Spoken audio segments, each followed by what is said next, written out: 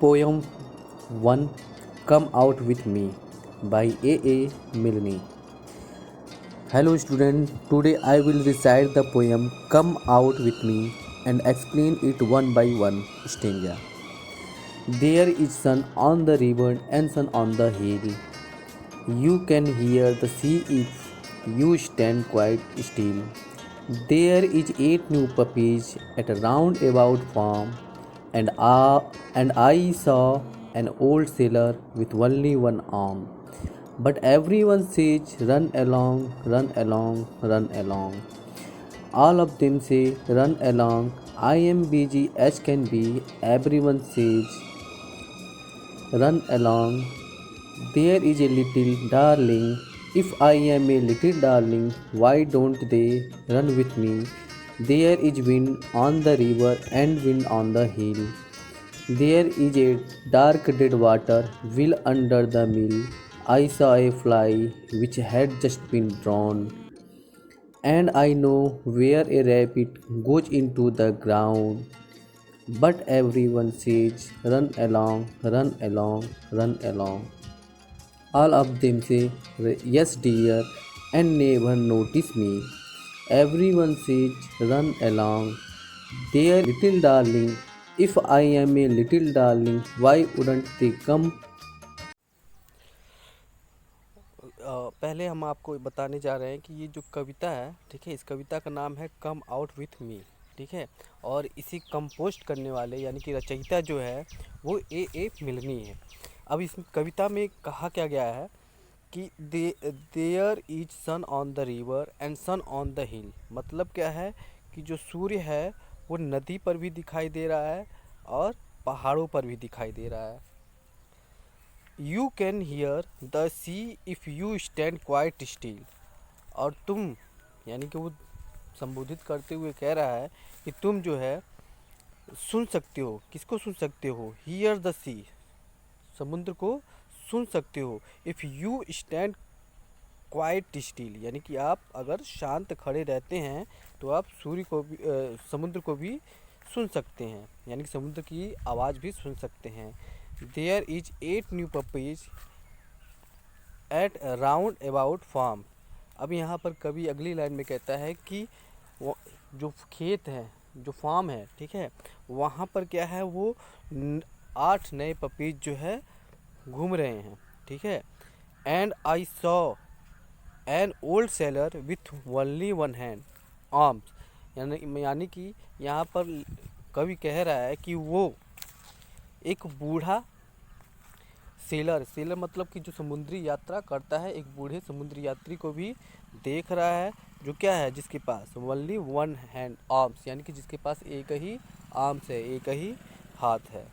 ठीक है, तो उम्मीद है ये पहला स्टेंजा आपको समझ में आया है। अब दूसरे स्टेंजा की बात करते हैं।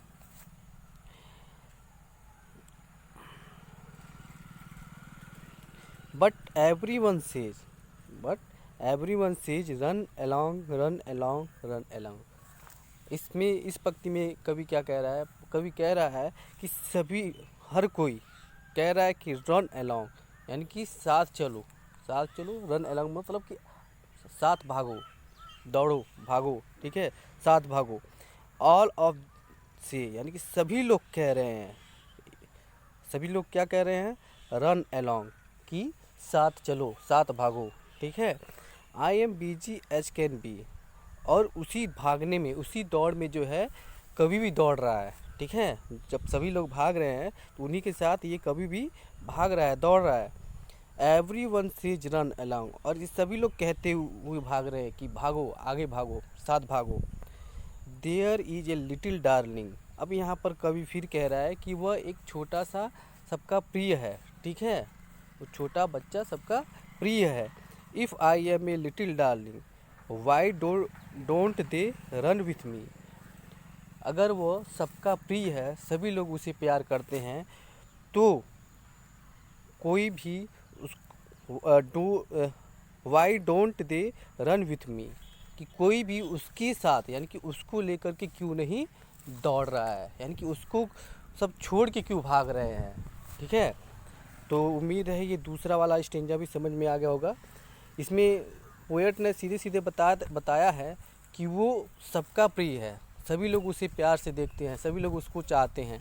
लेकिन जब दौड़ कोई मुसीबत आती है तो सभी लोग भाग रहे हैं, दौड़ रहे हैं, लेकिन कोई भी उसकी तरफ ध्यान नहीं दे रहा है, ठीक है। और इसीलिए वो अपने आप से क्वेश्चन पूछ रहा है कि वो अगर सबका प्रिय है तो सभी लोग जो है अपने साथ लेकर मुझे क्यों नहीं भाग रहे हैं, ठीक है। तो ये पैराग्राफ, ये स्टेंजा समझ में आ गया होगा आपको। अब हम बात करेंगे तीसरे स्टेंजा की, ठीक है। तीसरे स्टेंजा में क्या कहा गया है? There is wind on the river and wind on the hill. मतलब क्या है कि जो हवा है, ठीक है, वो हवा जो है नदी के ऊपर भी बह रही है, ठीक है। और कहाँ बह रही है? और वो हवा पहाड़ों पर भी बह रही है। There is a dark dead water will under the mill. और यहाँ पर जो है एक अंधेरे में, ठीक है, अंधेरे में क्या है? वाटर व्हील, यानी कि पानी का बना हुआ व्हील, पहिया, ठीक है, वो कहाँ पर है? मिल, एक पुराना मिल है, वहीं अंधेरे में पड़ा हुआ है। I saw a fly which had just been drawn.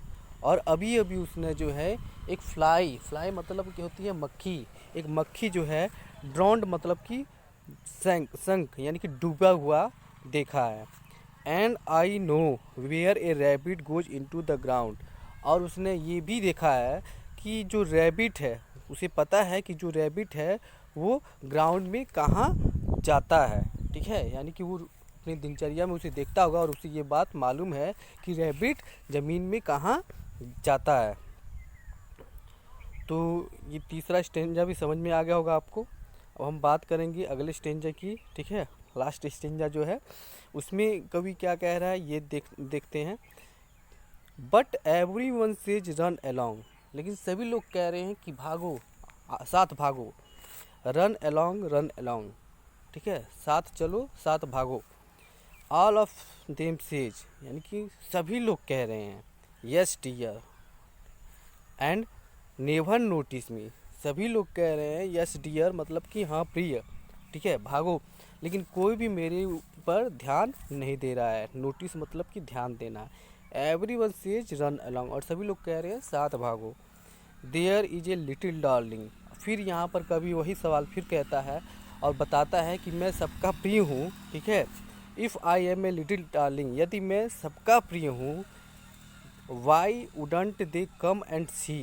क्यों नहीं वो आते हैं और मुझे देखते हैं कि मेरा क्या हाल है, ठीक है, मेरी क्या स्थिति है, ये सो नहीं देखते हैं और भाग ही रहे हैं, ठीक है। तो उम्मीद है ये समझ में आ गया होगा।